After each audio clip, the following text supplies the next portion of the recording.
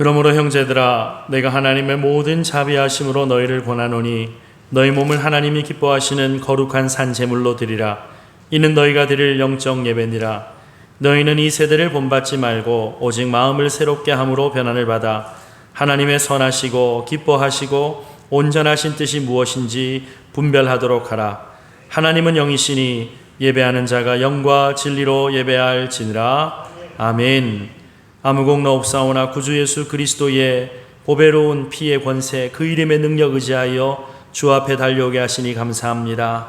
성삼위 하나님, 하늘문 여시고 우리 예배 가운데 영광의 왕으로 임재하여 주옵소서. 하늘의 하나님께 예배할 때 하늘의 기쁨, 하늘의 평화, 하늘의 능력이 임하는 복된 시간 삼아 주옵소서. 존귀하신 예수님 이름으로 기도 올려옵나이다. 아멘. 자리에서 일어나셔서 찬송가 36장 함께 찬송 드리겠습니다.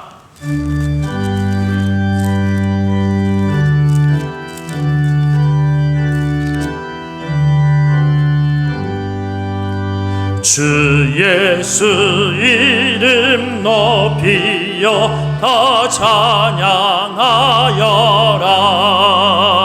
금멸의관을 들여서 만여의 조 찬양, 금멸의관을 들여서 만여의 수 찬양. 주 예수 당한 고난을 못 잊을 죄인아, 내 귀한 법에 바쳐서 만여의 주 찬양, 내 귀한 법에 바쳐서 만여의 주 찬양. 이 지구 위에 거하는 온 세상 사람들, 그 크신 위엄 높여서 만여의 조 찬양, 그 크신 위엄 높여서 만여의 주 찬양. 주 믿는 성도 다 함께 주 앞에 엎드려 무궁한 노래 불러서 만여의 조 찬양, 무궁한 노래 불러서 만여의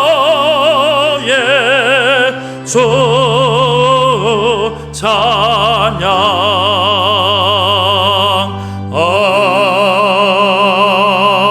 아멘. 성시교독 교독문 5번 시편 8편 함께 교독하겠습니다. 여호와 우리 주여, 주의 이름이 온 땅에 어찌 그리 아름다운지요. 주의 대적으로 말미암아 어린아이들과 젖먹이들의 입으로 권능을 세우시며 주의 손가락으로 만드신 주의 하늘과 사람이 무엇이기에 주께서 그를 생각하시며 그를 하나님보다 조금 못하게 하시고 주의 손으로 만드신 것을 다스리게 하시고 만물을 그의 발 아래 두셨으니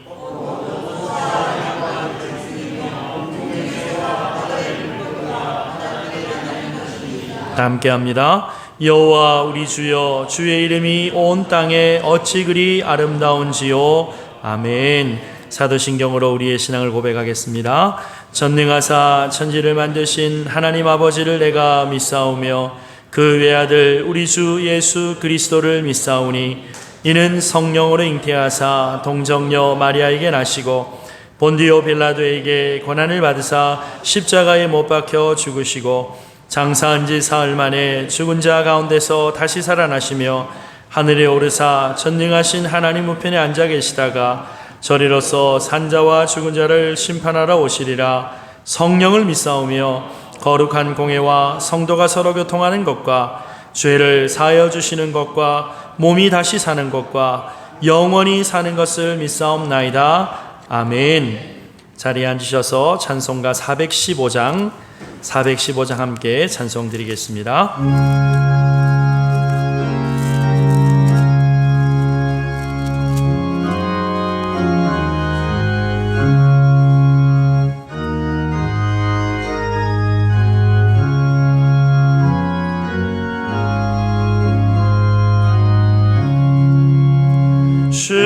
십자가 그늘 아래 나시기 원하네.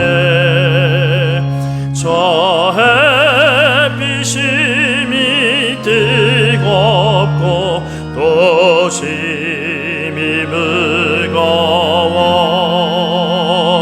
이 광야 같은 세상에 늘 방황할 때에 주 십자가의 그늘에 내 쉴 곳 찾았네.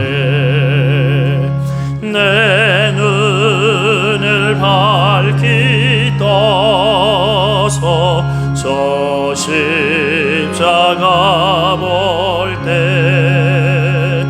날 위해 고난 당하신 주 예수 보인다. 그 형상 볼 때 내 맘에 큰 찔림 받아서 그 사람 감당 못하여 눈물만 흘리네. 십자가 그늘에서 나 길이 살겠네. 나 사모하는 광채는 주 얼굴뿐이라. 이 세상 나를 버려도 나 두려움 없네. 내 한량 없는 영광은 십자가 뿐이라.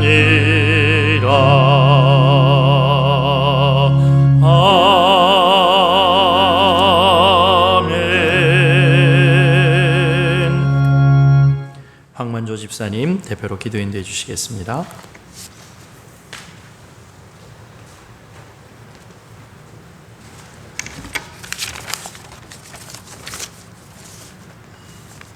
우주 만물을 창조하시고 운행하시며 인간의 생사화복을 주관하시는 살아서 역사하시는 하나님 아버지, 코로나19 바이러스 감염의 위험과 전국을 강타한 태풍과 폭우 속에서도 저희들을 안전하게 보호해 주신 은혜에 감사드립니다. 또한 2주간의 영상 예배 기간이 있었지만 지난주부터 한자리에 모여 예배 드릴 수 있게 하시니 감사합니다. 지난 한 주를 돌이켜보면 하나님의 말씀에 순종하며 살기보다는 세상의 가치와 물질적 풍요에 더 큰 관심을 가진 부끄러운 삶을 살았습니다. 하나님 아버지만 바라보며 범사에 감사하며 세상과 구별되는 거룩한 삶을 살아갈 수 있도록 인도하여 주옵소서. 폭풍우와 먹구름 때문에 태양을 볼 수 없지만 태양은 변함없이 세상을 비추는 것처럼 하나님을 볼 수 없지만 하나님은 항상 우리를 지키시고 인도하신다는 사실을 잊지 않게 하여 주옵소서. 하나님 아버지, 9개월째 계속되는 코로나19 바이러스로 인하여 온 국민의 육체와 정신이 지쳐 있으며 심한 고통과 불편을 겪고 있습니다. 뿐만 아니라 생계의 위협을 받고 있는 사람들의 숫자도 늘어가고 있습니다. 하나님 아버지, 코로나19 바이러스의 확산을 종식시켜 주시옵소서. 하나님 아버지, 혼란과 어려움에 처한 대한민국을 불쌍히 여기시고 하루속히 혼란과 어려움 속에서 벗어나게 하여 주옵소서. 정치인들과 공무원들이 국가와 국민을 위하여 헌신적으로 일할 수 있게 하여 주옵소서. 능력 있고 헌신적으로 국민을 위해 봉사하는 사람들이 인정받는 사회가 되게 하여 주옵소서. 정의와 평등, 공정이 살아 숨쉬는 사회가 되게 하여 주옵소서. 하나님 아버지, 우리 교회는 질병의 고통으로 신음하는 성도들과 연약한 성도들이 있습니다. 질병으로 고통받는 성도들을 깨끗이 치유하여 주옵시고 연약한 성도들에게는 건강을 허락하여 주옵소서. 하나님 아버지, 아수르가 유다를 침공해 왔을 때 유다왕 히스기야의 간절한 기도에 응답하여 여호와께서는 여호와의 사자를 보내어 아수르 군사 18만 5천 명을 쳐 죽인 것과 히스기야 왕이 병들어 죽게 되었을 때 선지자 이사야를 통해 너는 너 집에 유언하라, 너가 죽고 살지 못하리라 하신 여호와의 말씀을 들은 절망적인 상황 속에서도 얼굴을 벽을 향하여 통곡하며 간절히 기도한 히스기야 왕의 기도에 응답하여 히스기야 왕의 수명을 15년이나 연장해 준 것처럼 저희 성도들의 간절한 기도에도 응답하여 주옵소서. 기도의 응답이 더딜지라도 욥처럼 인내하며 기다리는 성도들이 되게 하여 주옵소서. 담임 목사님이 여러 가지로 어려운 여건 속에서도 주어진 사명을 잘 감당할 수 있도록 담임 목사님에게 능력과 지혜와 건강을 불어넣어 주시고 성령으로 굳게 붙잡아 주옵소서. 또한 설교와 기도에 활력과 능력을 더하여 말씀 속에 성도들이 힘과 용기를 얻고 소망을 가지며 하나님의 임재를 경험하게 하여 주옵소서. 새로 시작되는 한 주도 저들과 동행하시며 인도하여 주옵소서. 감사하며 우리 주 예수 그리스도 이름으로 기도드립니다. 아멘.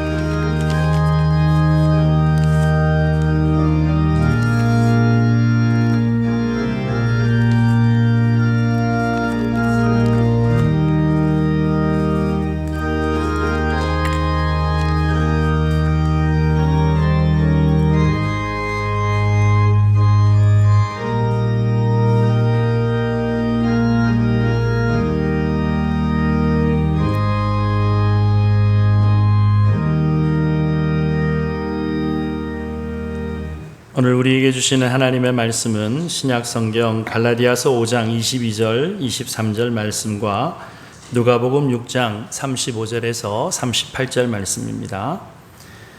먼저 갈라디아서 5장 22절 23절을 제가 봉독합니다. 오직 성령의 열매는 사랑과 희락과 화평과 오래 참음과 자비와 양성과 충성과 온유와 절제니 이 같은 것을 금지할 법이 없느니라. 아멘. 누가복음 6장 35절에서 38절까지 우리 한 절씩 교독하겠습니다. 오직 너희는 원수를 사랑하고 선대하며 아무것도 바라지 말고 꾸어주라. 그리하면 너희 상이 클 것이요 또 지극히 높으신 이의 아들이 되리니 그는 은혜를 모르는 자와 악한 자에게도 인자하시리나. 36절 여러분.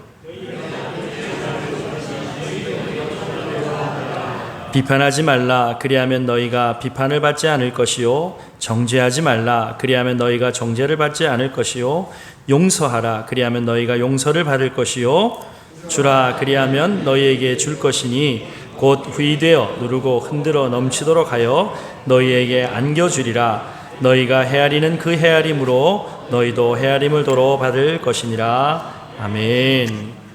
교회 소식 전해드리겠습니다. 코로나19 상황 때문에 여러 가지 어려움 가운데 있습니다. 정말 지금 우리가 하나님의 은혜를 구하면서 기도해야 될 때인데요. 개인적으로라도 교회 나오셔서 기도하시는 시간들을 꼭 가지시면 좋겠습니다. 그래서 하나님께서 은혜 가운데 이 위기도 속히 지나가게 하시는 그러한 하나님의 응답을 경험하는 저와 여러분들 되시기를 바랍니다. 내일 오전에 교회 전체 방역을 하게 됩니다. 그래서 본당 같은 경우는 오전에 방역을 하고요. 한 4시간 정도 문을 꼭꼭 닫아놔야 된대요. 그래서 그 냄새가 아마 이게 빠지는데 우리가 지하기 때문에 내일 하루 온종일 오후까지도 냄새 빠지는 게 쉽지 않을 것 같습니다. 그래서 교회 오시는 분들 특히 이제 본당이나 1층에 이렇게 물건 그 사이사이까지도 방역을 다 하기 때문에 교회에서 이렇게 문잡이나 잡고 나시면 꼭 비누로 손을 꼭 씻어 주시기 바랍니다. 그래서 내일 하고 나서 우리가 또 한번 소재를 할 건데요. 혹시 교회 오셔가지고 이 무슨 냄새 나나 교회 방역에서 그렇다는 거 여러분 기억해 주시면 감사하겠습니다. 나머지 광고 주보 참고해 주시고요. 찬송가 213장 나의 생명 드리니 함께 찬송 드리면서 준비하신 예물 하나님 앞에 올려드리겠습니다.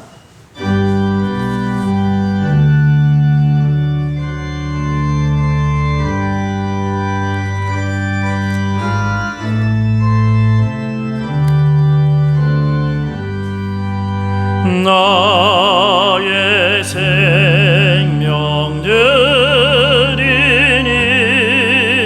주여 받아 주셔서 세상 살아갈 동안 찬송하게 하소서.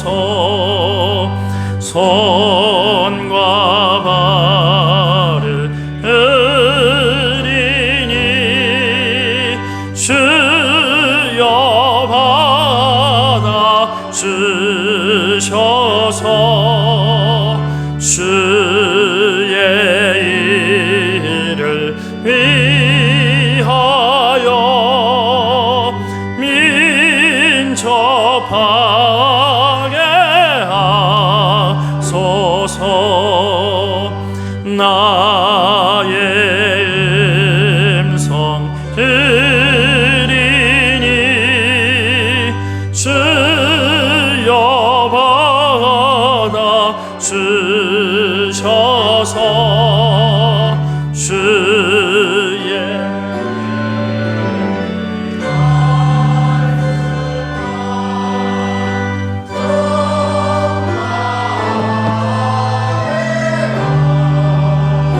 나의 보화드리니 나의 보화드리니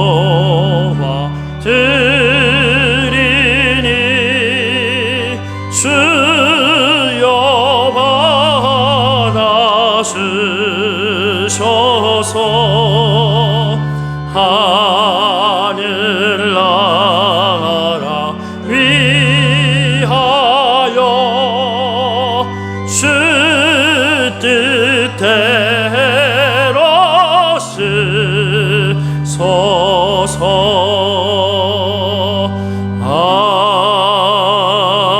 아멘.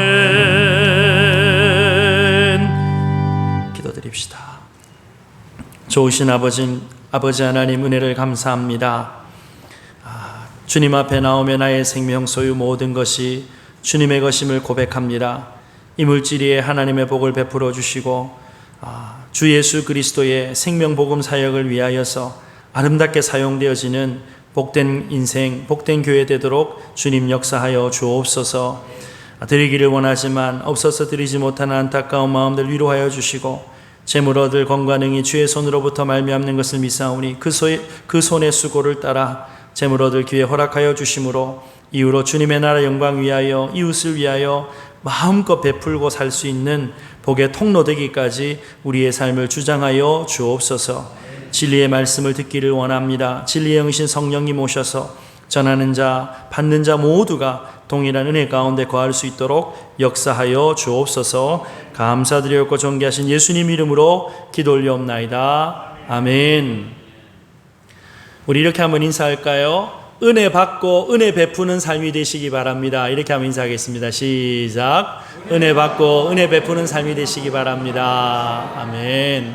날마다 위로부터 하나님께서 허락하시는 풍성한 은혜를 받아서 이 어려운 시대에 그 하나님의 풍성함을, 사랑을 증거하는 복된 저와 여러분들이 되시기를 주님의 이름으로 축복합니다. 요즘 젊은이들이 만들어낸 이 시대를 표현하는 가장 서글픈 말이 있습니다. 소위 수저계급론이라고 하는 거예요. 수저계급론. 날 때부터 금수저, 은수저, 흙수저가 있다. 그래서 부모님의 역량을 따라서 청년들, 자녀들의 인생의 방향이, 질이 결정되어진다라고 하는 굉장히 서글픈 얘기예요. 여러분, 요즘 장관이나 국회의원의 자녀 문제가 나오면 젊은이들 뿐만 아니라 온 국민이 이렇게 떠드는 이유가 어디에 있겠습니까? 불공평하다고 느끼기 때문이죠. 여러분, 아빠 찬스, 엄마 찬스라고 하는 이야기 들어보셨을 거예요. 이런 말 들을 때마다 내 자녀에게는 내가 능력이 없고 힘이 없어서 그런 혜택을 주지 못하는가 해서 속이 상하고 분노가 치밀어 오르는 것입니다. 그런데 여러분, 우리가 이러한 불공정을 이야기하기 전에, 불평등을 이야기하기 전에 우리가 인정해야 하는, 인정할 수밖에 없는 현실 하나가 있어요. 무엇입니까? 우리가 살아가는 이 세상은 힘의 논리에 의하여서 소위 기울어진 운동장에서 살아가는 이 현실, 부정할 수가 없다라고 하는 것입니다. 다른 말로 이 세상에서 아무리 우리가 공평과 정의를 부르짖고 외친다 할지라도, 자비와 사랑을 부르짖는다 할지라도 인간의 죄상으로 말미암아서 죄인의 이 본질적인 악함 때문에 모든 이상들이 왜곡되고 퇴색될 수밖에 없다라고 하는 것이죠.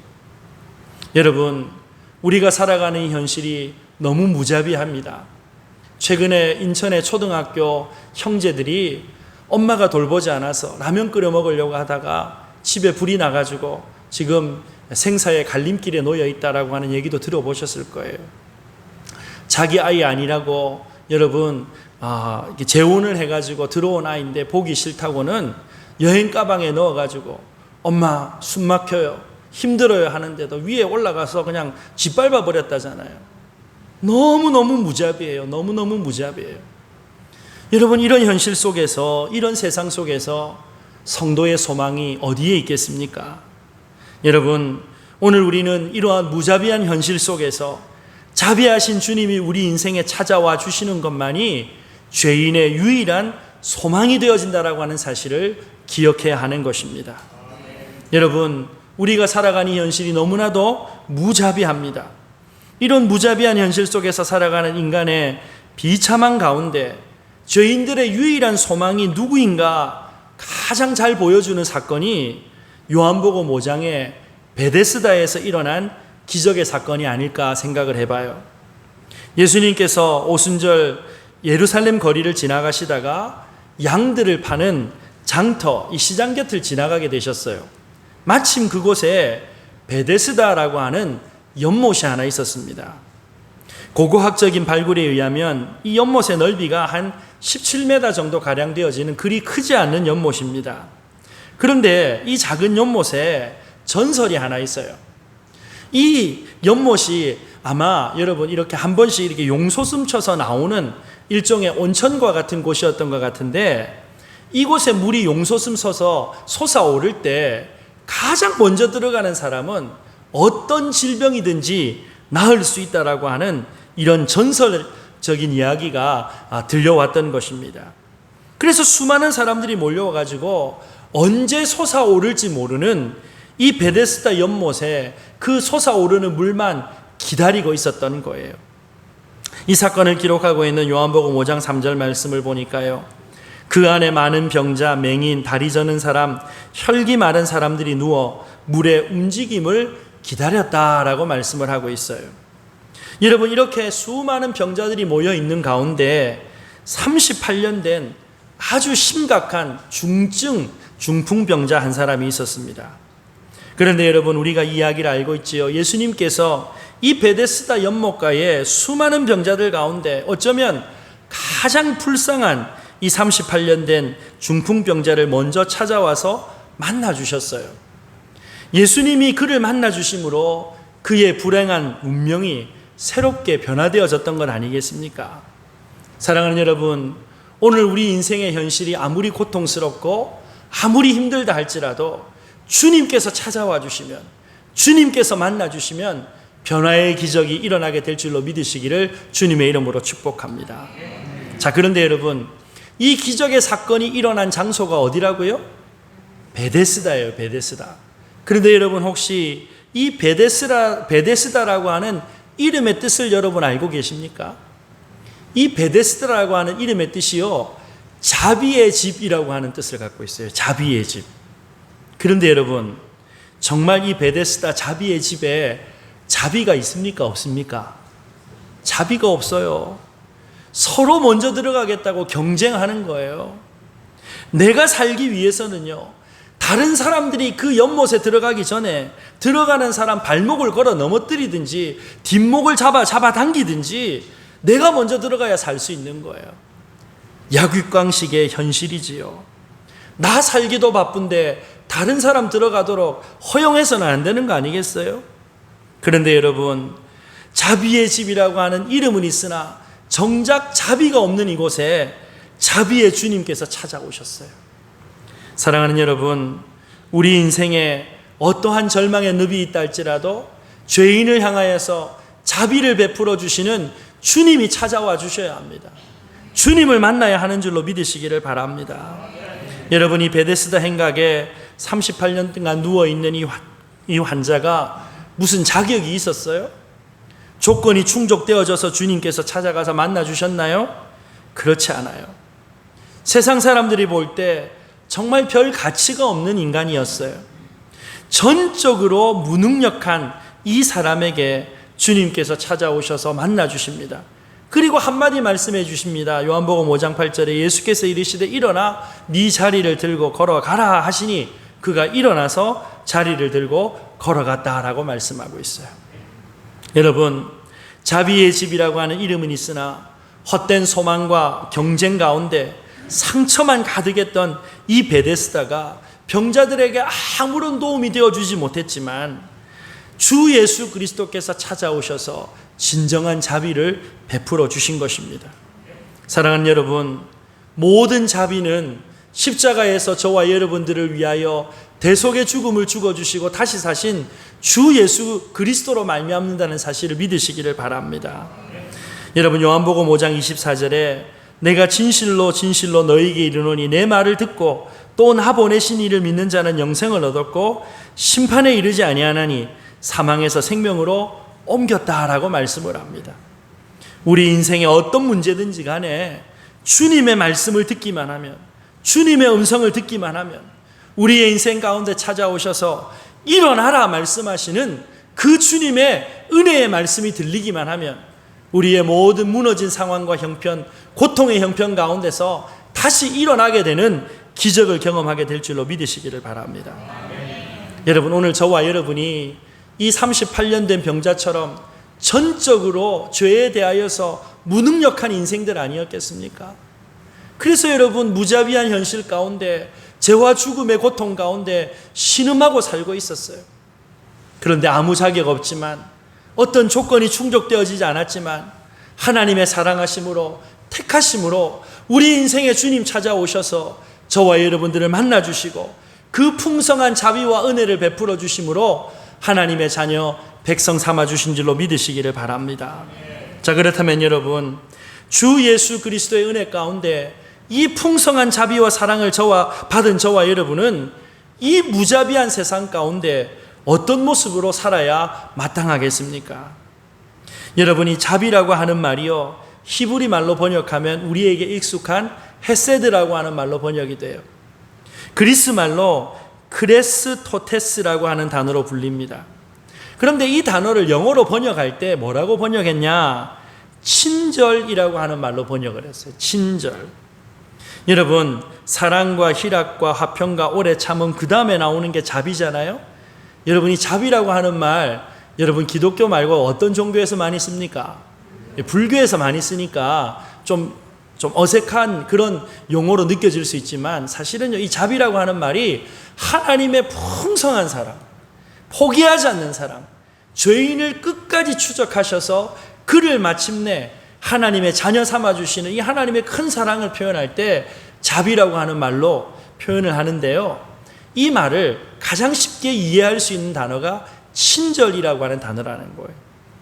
여러분, 하나님의 풍성한 사랑, 이 자비로운 사랑, 헤세드의 사랑을 받은 저와 여러분들은 사람들을 향하여서 친절한 그리스도인이 되어야 할 줄로 믿으시기를 바랍니다.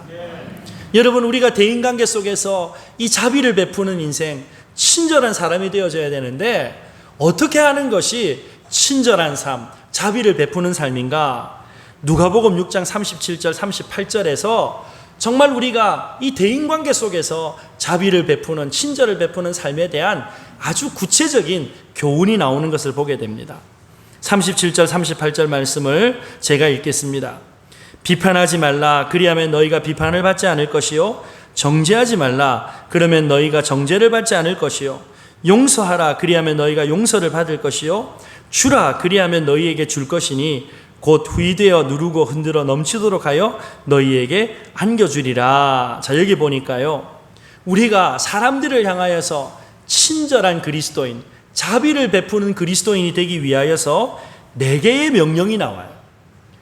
비판하지 말라, 정죄하지 말라, 용서하라, 주라라고 하는 이 4개의 명령이 나오는 거예요.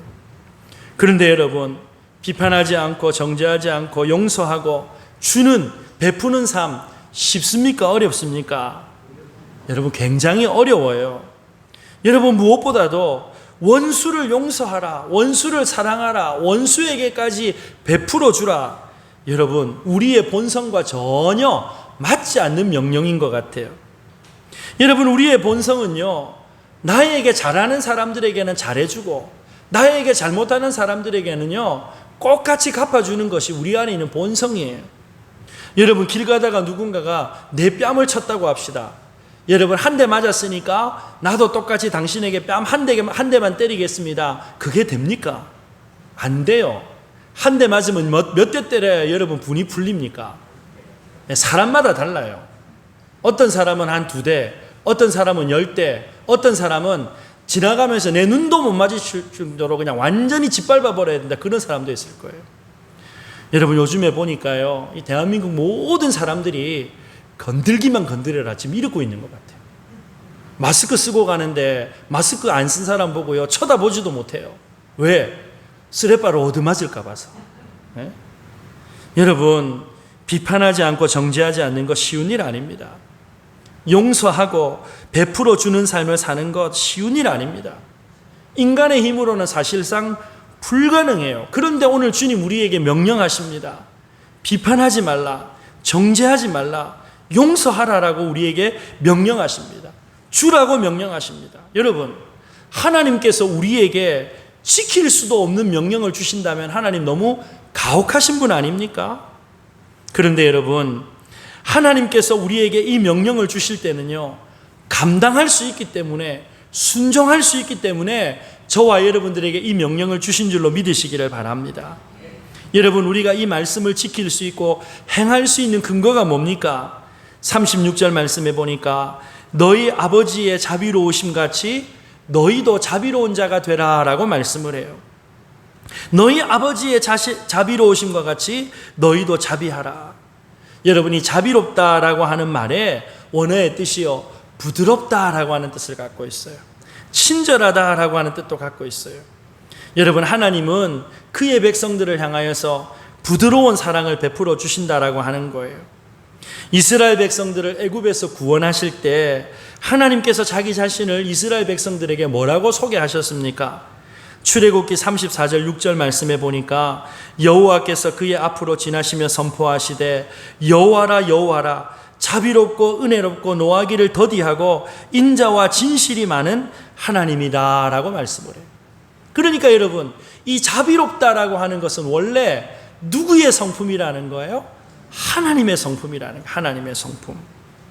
여러분, 이 자비라고 하는 말을 여러 가지 말로 번역을 할 수가 있겠는데요, 이 자비라고 하는 말을 라틴 말로 번역을 하면 엘레이존이라고 하는 말로 번역을 합니다. 한번 따라합시다. 엘레이존. 그런데 여러분, 이 엘레이존이라고 하는 말이 어디서 나왔는가? 올리브 기름에서 어원을 가지고 있어요. 올리브 기름. 여러분, 유대인들에게 있어서 이 올리브 기름이라고 하는 것은요, 생활을 하는 데 있어서 없어서는 안 되는 그러한 식물이잖아요. 여러분, 올리브 기름은요, 아주 부드럽고 매끄러워요. 음식의 맛을 내기도 합니다. 상처를 치유하는 데 사용하기도 합니다.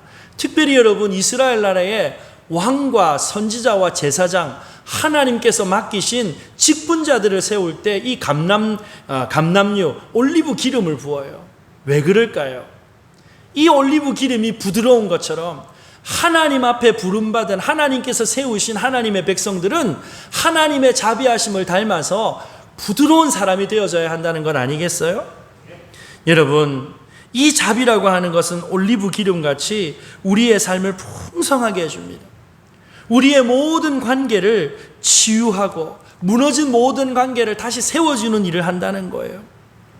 여러분, 우리가 우리의 죄악된 본성을 뛰어넘어서 자비로운 삶을, 자비를 베풀고 살 수 있는 것은요, 하나님 아버지의 자비하심 때문인 줄로 믿으시기를 바랍니다. 우리는 원래 딱딱하고 완악한 본성을 가지고 있는 죄인입니다. 죄성에 사로잡힌 존재예요.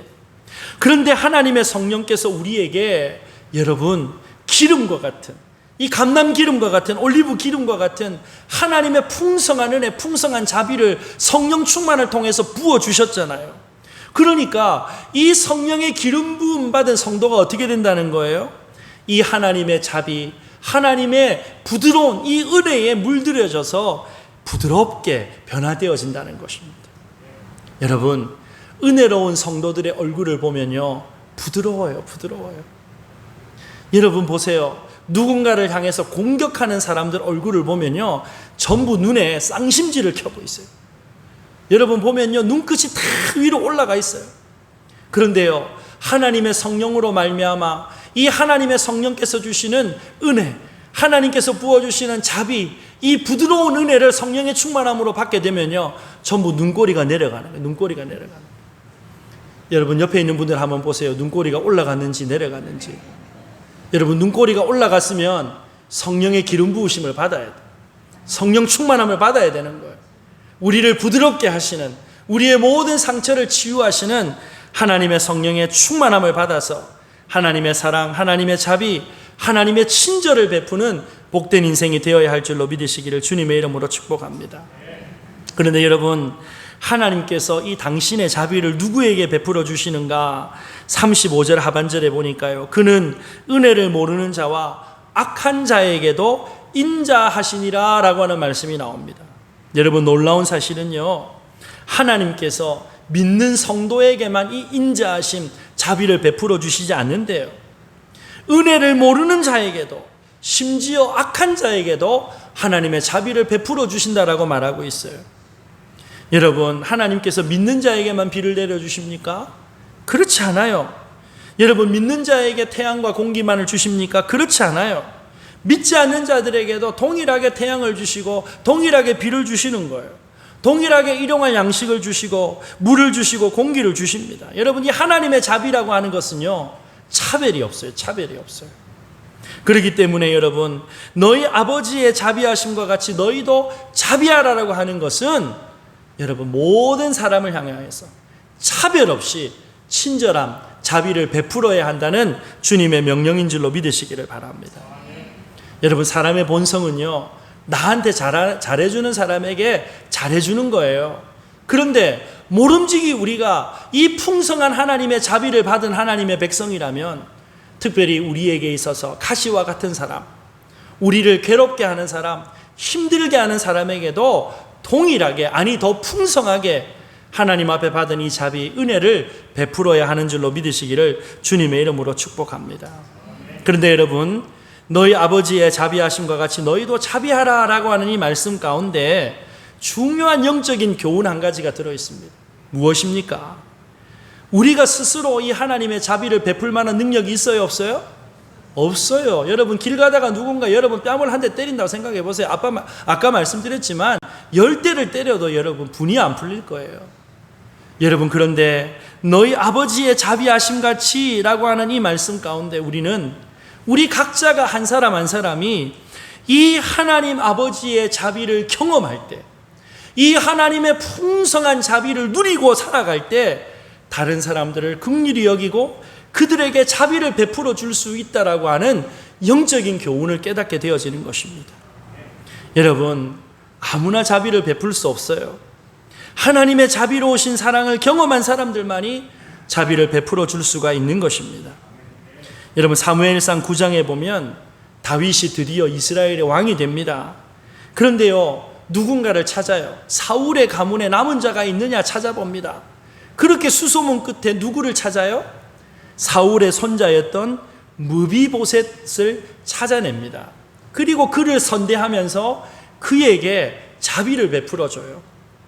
여러분, 무비보셋이 다윗에게 걸리면 이 할아버지 사울이 이 다윗을 죽이려고 했기 때문에 반드시 다윗이 자기에게 안갚음을 할 거다, 보복을 할 거다라고 생각을 했는데 다윗이 너무나도 환대를 해주잖아요. 다윗의 상에 나와서 함께 밥을 먹으라 식구로 인정을 해주잖아요. 여러분, 무비보셋이 감격에 겨워서 이 종이 무엇이간데 왕께서 죽은 개 같은 나를 돌아보십니까? 라고 사무엘상 9장 8절에 다윗에게 물어봅니다. 여러분, 어떻게 다윗 왕이 이 놀라운 자비를 베풀 수 있을까요? 여러분, 다윗이 이렇게 고백을 합니다. 사무엘하 9장 8절 말씀에 왕이 이르되 사울의 집에 아직도 남은 사람이 없느냐? 내가 그 사람에게 하나님의 은총을 베풀고자 하노라. 여러분, 여기 보니까 누구의 은총을 베푼다고요? 하나님의 은총을 베푼다. 나의 은총을 베푼다라고 말하지 않아요. 내가 이만큼 관대한 사람이다, 자신의 관대함을 드러내는 것이 아니라는 거예요. 다윗이 생각해보니 하나님으로부터 받은 자비, 하나님으로부터 받은 헤세드가 너무 크고 놀라운 거예요. 그래서 무비보셋과 같이 전혀 이 자비를 받을 수 없는 자들에게 내가 하나님으로부터 받은 자비, 이 하나님의 긍휼, 하나님의 은혜를 나도 베풀겠다라고 고백하는 것 아니겠습니까? 사랑하는 여러분, 하나님의 무한하신 헤세드를 받아 누린 사람은요, 그 풍성한 하나님의 헤세드 때문에, 자비 때문에 늘 감격하고 감사하는 거예요. 그래서 이 받은 바 헤세드를 이웃들에게 나누고 전하는 복된 인생이 되는 줄로 믿으시기를 바랍니다. 예수님은 너희 아버지의 자비하심과 같이 너희도 자비하라라고 말씀합니다. 우리 것 갖고 베푸는 거 아니에요. 하나님으로부터 이미 받은 헤세드가 있어요. 하나님으로부터 이미 받은 하나님의 풍성한 자비가 있어요. 그래서 이 자비를 가지고 나누는 인생을 살게 된다는 것이죠. 그렇다면 여러분, 우리가 베풀며 살아야 될 자비의 삶 실천 내용 구체적으로 무엇입니까? 주님의 자비를 나누는 삶의 실천 첫 번째로 따라합시다. 비판하지 말라. 37절 상반절에 비판하지 말라. 그리하면 너희가 비판을 받지 않을 것이요 라고 하는 말씀이 나옵니다. 여기 비판한다는 것은요, 남의 것을 자꾸 들추어내는 거예요. 다른 사람의 약점을 들추어내는 거예요. 사사건건 비난하는 거예요. 비난하는 거예요. 사랑하는 마음 없이 공격하기 위해서 자기 자신만의 윤리적 도덕적인 기준을 가지고 다른 사람을 판단하는 것이 바로 비판하는 것이지요. 여러분, 성경 말씀에 사랑은 허다한 무엇을 덮는다고 했죠? 허물을 덮는다라고 말씀을 해요. 누군가를 사랑하면요, 허물이 작게 보여요. 그런데 사랑하지 않으면요, 뭐가 커 보입니까? 허물이 커 보이는 거. 허물이 커 보이는 거. 여러분, 어떤 사람이 연애할 때 얘기를 들어보니까요, 이 자매가 어려서 천연두를 알아가지고 얼굴에 곰보 자국이 있었거든요. 그래서 자기는 평생 시집을 못 갈 거라고 생각했어요. 그런데 어느 날 정말 자기를 사랑해주는 남자를 만났어요. 자기는 자기 얼굴에 이 곰보 자국 때문에 사랑받지 못할 거라고 생각했어요. 그런데 갑자기 이 남자가 프로포즈를 하는 거예요. 나와 결혼하자고. 그래서 이 프로포즈를 하고 받아들이고는 결혼식을 하고 첫날 밤에 물어봤답니다. 여보, 내 얼굴에 이렇게 곰보 자국이 많은데 안 보여? 그랬더니 이 남편이 뭐라고 하는 줄 아세요? 곰보 자국이 어디 있어? 눈에 뭐가 낀 거예요?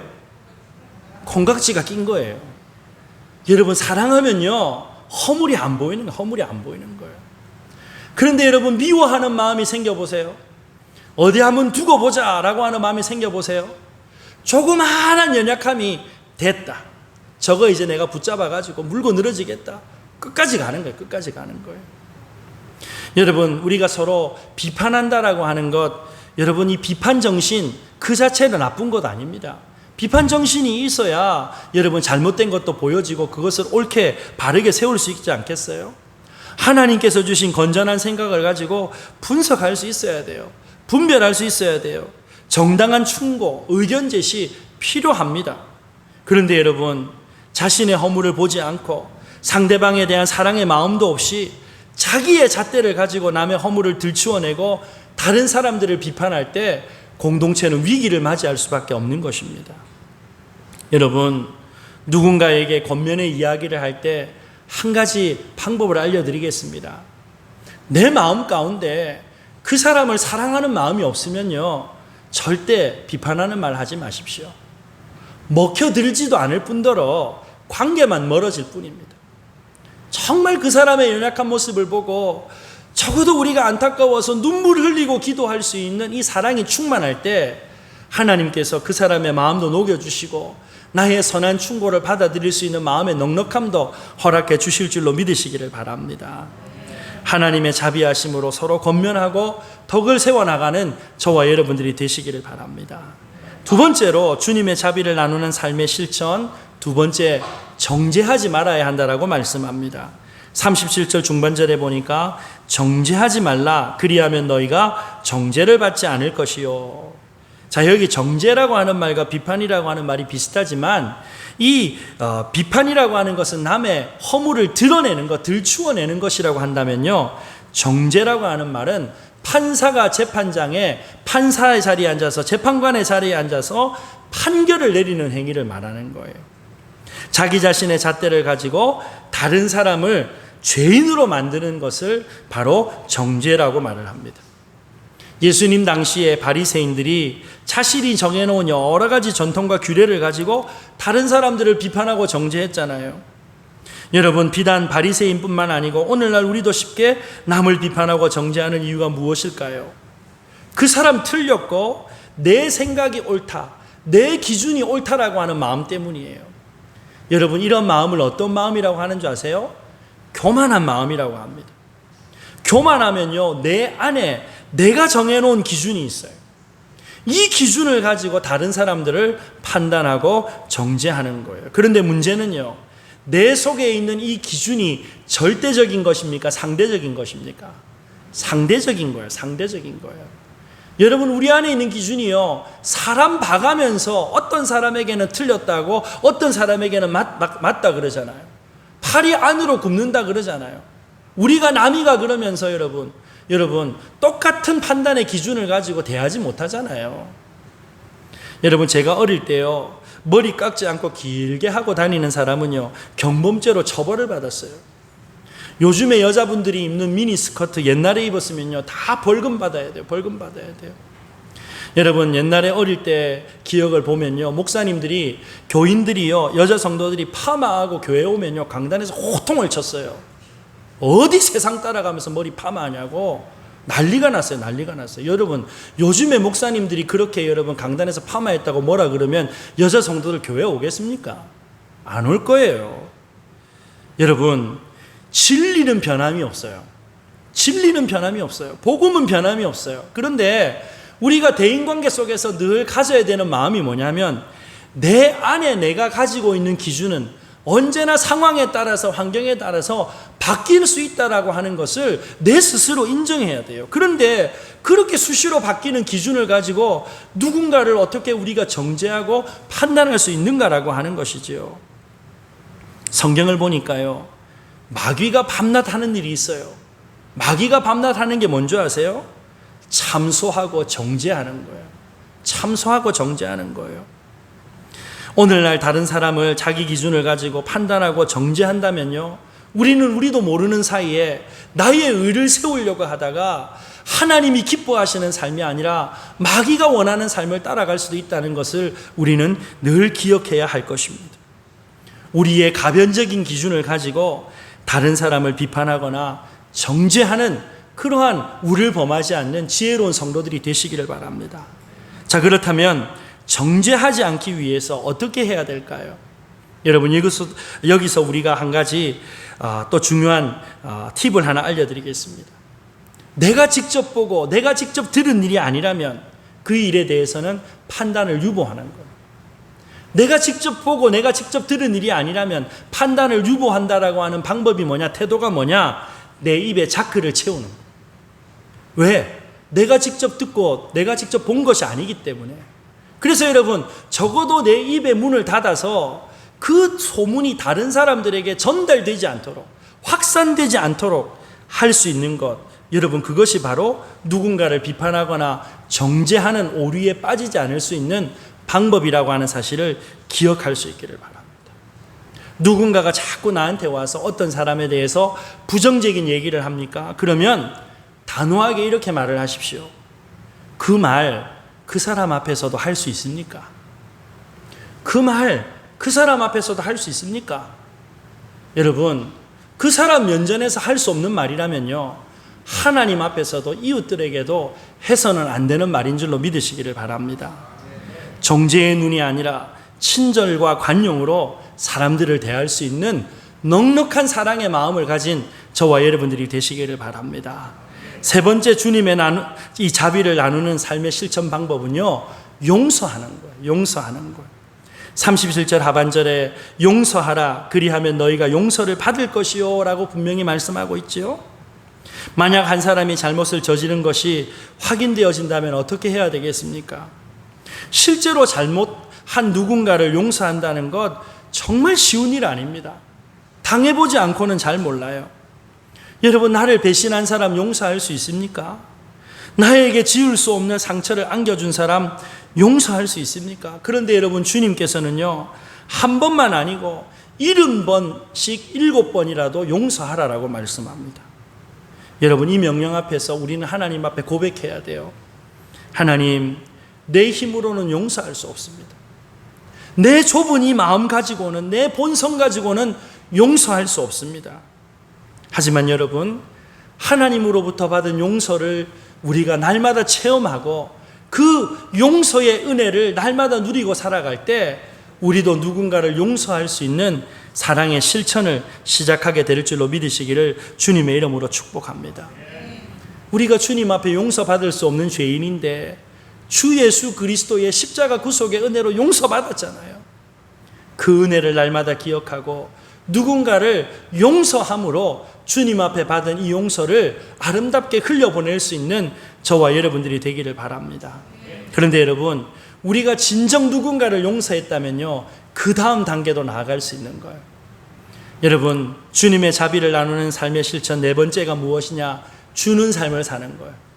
여러분, 우리가 진짜 용서했다면요, 용서한 표지로 나타나는 것이 있는데 누군가에게 줄 수 있는 거예요. 38절 말씀에 보면 주라, 그리하면 너희에게 줄 것이니 곧 후이되어 누르고 흔들어 넘치도록 하여 너희에게 안겨주리라. 너희가 헤아리는 그 헤아림으로 너희도 헤아림을 도로 받을 것이니라. 여러분, 성경을 보니까요, 하나님은 늘 주시는 분이십니다. 우리에게 달라고 요구하시는 분이 아니고요, 우리에게 주시는 분입니다. 여러분, 무엇보다 죄인인 저와 여러분 위하여서 독생자 예수 그리스도를 내어주셨지 않습니까? 여러분, 이 땅을 살아가면서 몸된 교회를 섬기라고, 이웃들을 위하여서 나누고 섬기는 삶을 살라고 성령의 은사를 우리에게 풍성하게 부어주신 줄로 믿으시기를 바랍니다. 이 놀라운 사랑과 은혜를 하나님으로부터 받았다면 우리도 마땅히 누군가에게 주는 삶, 베푸는 삶을 살아야 해요. 여러분, 하나님의 계산에는요, 공짜가 없어요. 공짜가 없어요. 오늘 38절 말씀에 분명히 말씀합니다. 주라, 그리하면 너희에게 주겠다. 그런데 그냥 주신다고요? 아니요. 곧 후이되어 누르고 흔들어 넘치도록 하여. 여러분, 딸이 명절되어 가지고 친정에 옵니다. 친정엄마가 하룻밤 지내고 나서 집으로 돌아갈 때 여러분 바리바리 싸가지고 누르고 눌러가지고 여러분 지퍼가 안 잠길 정도로 막 그렇게 눌러서 주잖아요. 하나님의 사랑은요, 그의 백성들을 향한 하나님의 사랑은요, 이 친정엄마의 어떤 사랑보다 더 풍성한 거예요. 언제 이 하나님의 사랑을 대갚아 주심을 우리가 누리게 된다고요? 누군가에게 줄 때, 나눌 때, 특별히 용서받을 수 없는 누군가를 용서하고 그에게 적극적인 사랑을 베풀어 줄 때, 자비를 베풀어 줄 때 하나님께서 우리에게 넘치도록 부어주시는 은혜의 선물을 주실 줄로 믿으시기를 바랍니다. 한 5년 전에 미국에서 일어났던 한 사건을 여러분들에게 영상을 통해서 잠시 보여드리도록 하겠습니다. 영상 잠깐 보시겠습니다.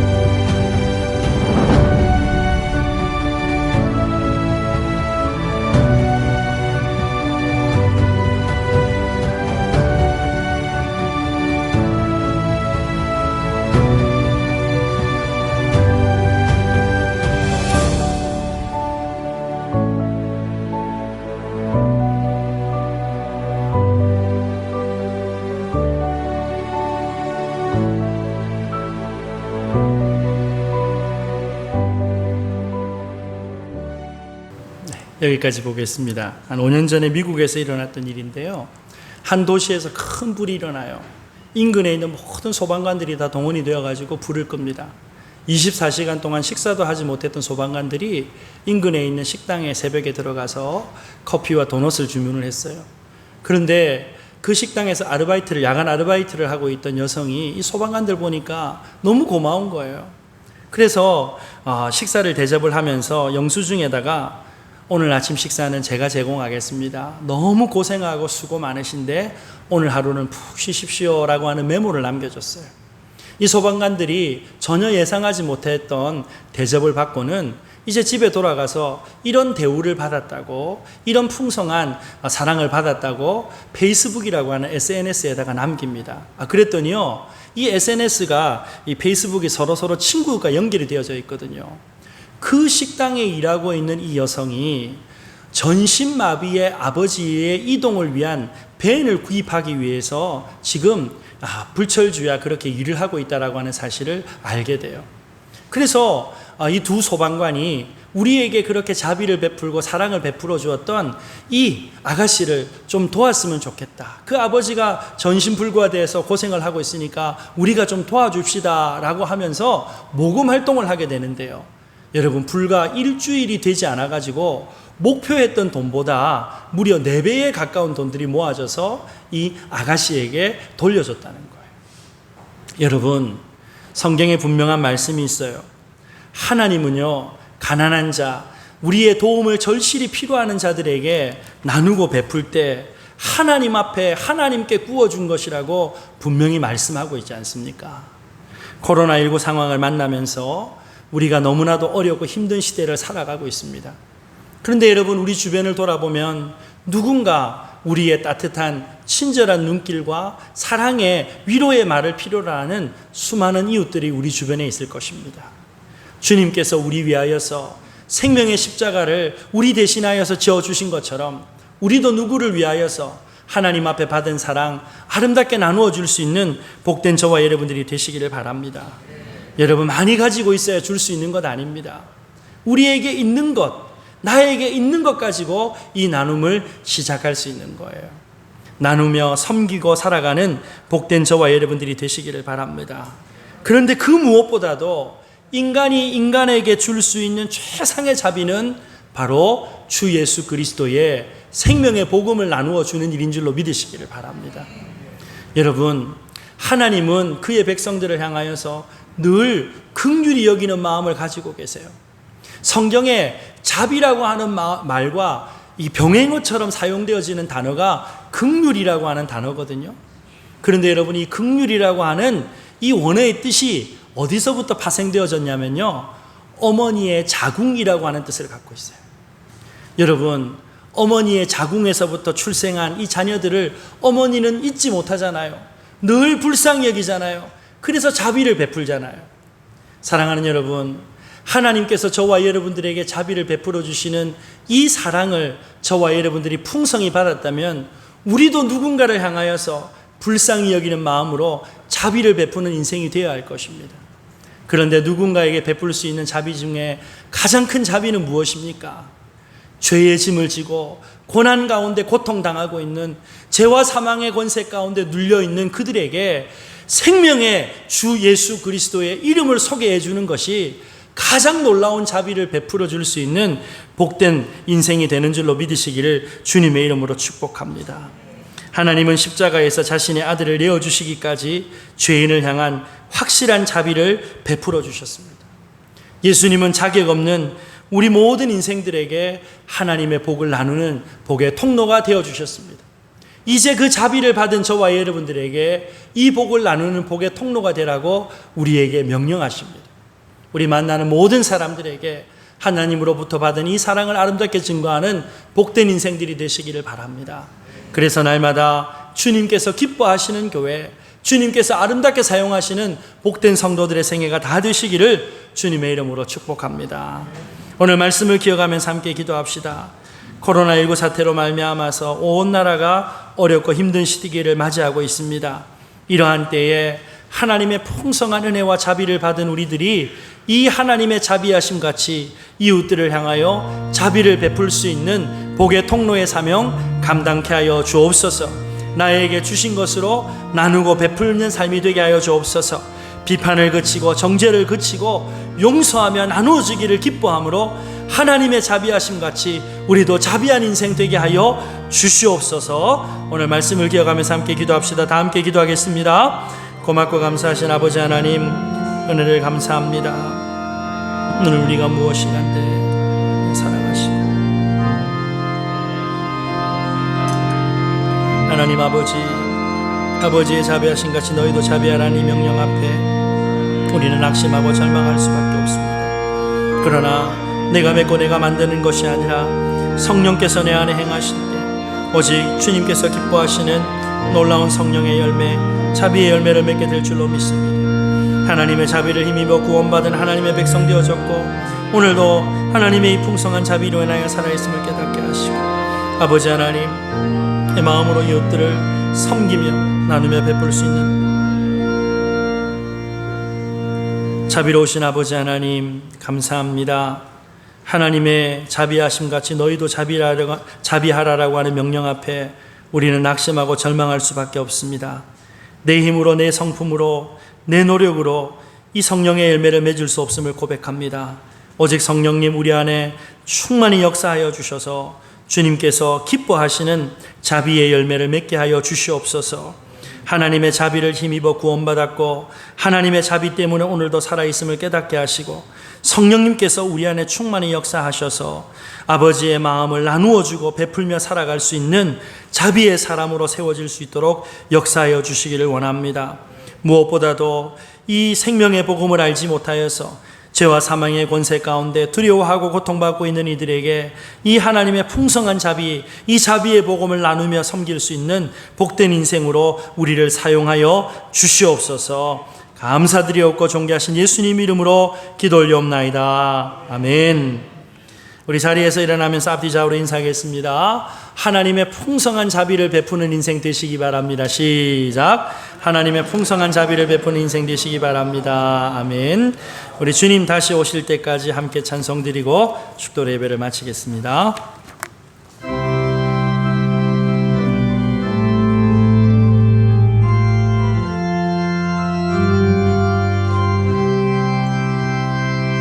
주님 다시 오실 때까지 나는 이 길을 가리라.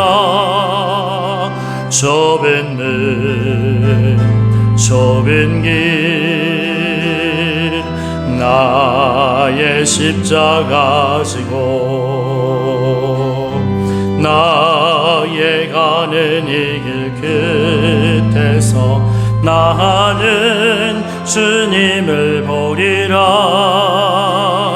영광의 내 주님 나를 맞아주시리. 주님 다시 오실 때까지 나는 일어나 달려가리라. 주의 영광 온 땅 덮을 때 나는 일어나 노래하리. 내 사모하는 주님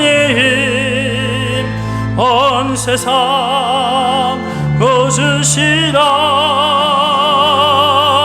내 사모하는 주님 영광의 왕이시라. 영광의